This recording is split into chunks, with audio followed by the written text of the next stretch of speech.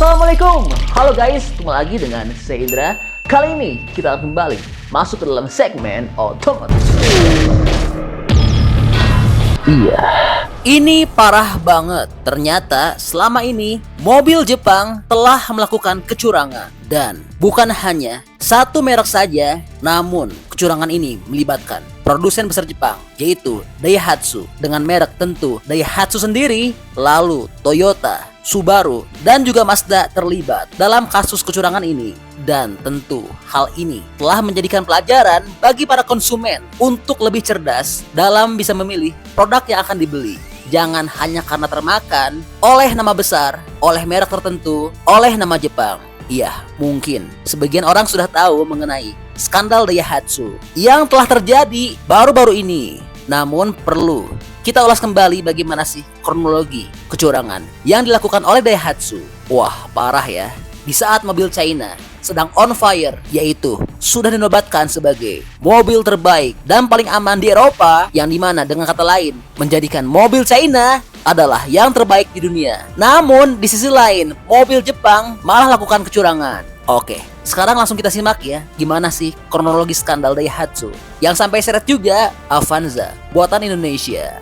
Iya, perlu disampaikan bahwa Daihatsu beberapa waktu lalu telah menyetop sementara distribusi semua model mobilnya yang diproduksi di seluruh dunia saat skandal kecurangan Daihatsu di Jepang telah meluas. Bahkan kini telah melibatkan pabrik Daihatsu dan Toyota yang ada di Indonesia. Dan kronologi skandal ini dimulai pada April lalu ketika Daihatsu mengumumkan telah lakukan kecurangan, yaitu curang pada prosedur sertifikasi uji tabrak di Jepang pada kendaraan yang ditujukan untuk ekspor. Lalu pada 15 Mei Daihatsu telah membentuk komite independen untuk melakukan investigasi dari kasus ini. Dan pada April 2023 Daihatsu mengakui telah lakukan kecurangan pada uji tabrak samping, yaitu side collision test, yang dimana ternyata karena takut hasil ujinya gagal, maka pekerja Daihatsu saat itu telah memodifikasi unit yang akan diuji coba untuk uji tabrak,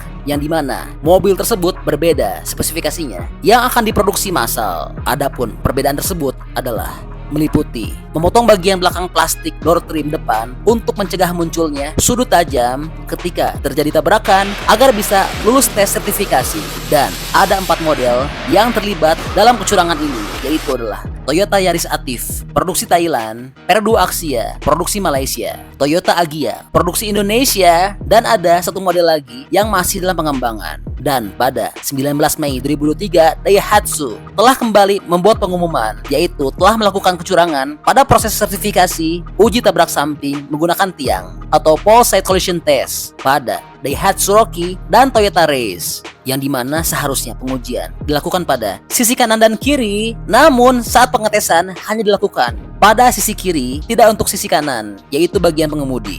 Wah, parah ya. Dan pada 20 Desember 2023, komite independen telah merilis hasil laporan terbaru yang dimana ternyata terbukti Daihatsu telah melakukan 174 kasus kecurangan, dan ratusan kasus ini melibatkan mobil Daihatsu yang diproduksi di Jepang dan di luar negeri. Hal ini ternyata sudah dilakukan sejak tahun 1989, dan mulai tahun 2014 jumlah praktik kecurangan dari Daihatsu telah meningkat. Adapun jumlah model yang terlibat skandal ini sebanyak 64, termasuk yang sudah berhenti diproduksi, dan 3 mesin. Sebanyak 22 model itu merupakan merek Toyota, sedangkan sisanya Daihatsu, Subaru, dan Mazda. Dan alhasil Daihatsu memutuskan akan menyetop semua distribusi model yang saat ini sedang diproduksi di Jepang dan di luar negeri. Wah, gawat ya. Dan akhirnya 2 pabrik di Indonesia, yaitu Toyota Motor Manufacturing Indonesia atau TMMIN dan Astra Daihatsu Motor atau ADM terkait dalam skandal ini. Menurut laporan yang dirilis Daihatsu, 7 model yang terlibat adalah Toyota Agya, Toyota Avanza, Toyota Race, Toyota Rush, dan Daihatsu Xenia yang diproduksi oleh ADM. Kemudian ada Toyota Avanza, Toyota Veloz, dan Yaris Cross yang diproduksi TMMIN, dan Avanza produksi ADM serta TMMIN, Veloz produksi TMMIN, dan Xenia produksi ADM telah dijual di Indonesia sedangkan yang lainnya diekspor untuk kawasan ASEAN sampai Amerika Latin. Wah, gawat ya. Dan berikut daftar model yang terlibat skandal kecurangan Daihatsu yang diproduksi di Indonesia. Waduh, gawat ya. Daihatsu, pabrikan asal Jepang. Ya, semoga saja kejadian ini dapat menjadikan pelajaran bagi pabrikan lain untuk tidak melakukan kecurangan. Dan untuk para konsumen, kedepannya harus lebih cerdas ya untuk pilih mobil yang sesuai fungsi dan kebutuhan, dan tentu lihat juga fitur, tingkat keamanan, dan yang paling value for money di saat Jepang saat ini melakukan kecurangan untuk uji tabrak. Di sisi lain, mobil Cina saat ini telah berhasil dinobatkan sebagai mobil yang paling aman di dunia.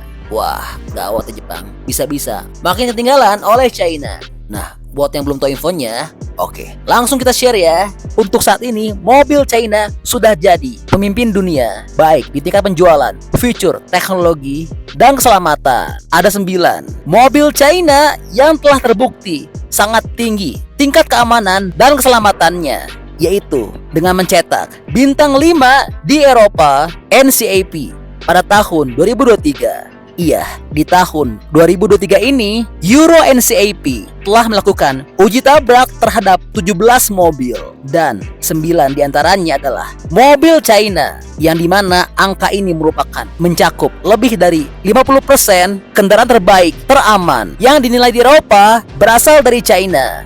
Dan saat ini China telah berhasil membuktikan kualitasnya di dunia, khususnya unggul bertarung di pasar Eropa, karena setiap mobil buatan China yang telah dievaluasi telah mendapatkan bintang 5. Adapun mobil-mobil tersebut adalah BYD Dolphin, BYD Seal, BYD Seal U atau Song Plus, BYD Tang, Xpeng G9, Xpeng P7, Nio EL7, Nio ET5, dan Smart 3. Dan yang luar biasa, bahwa Nio ET5 telah menjadi kendaraan teraman yang diuji oleh Asosiasi Eropa pada tahun 2023, bahkan telah melampaui tingkat keamanan dari Volkswagen ID.7.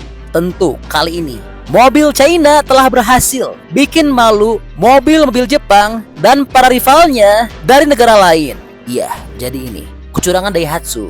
Nah, kira-kira teman-teman gimana nih pendapatnya? Masih berani nggak untuk beli mobil Daihatsu dan Toyota, Mazda, dan Subaru? Bantu dong berikan pendapatnya di kolom komentar ya.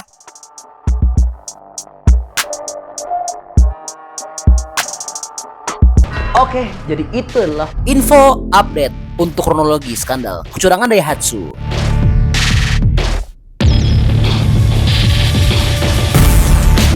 Oke, masih banyak nonton, jangan lupa untuk bantu di like dan di share video ini. Jangan lupa juga bantu untuk subscribe ya. Oke, stay tune at my channel. See you next video.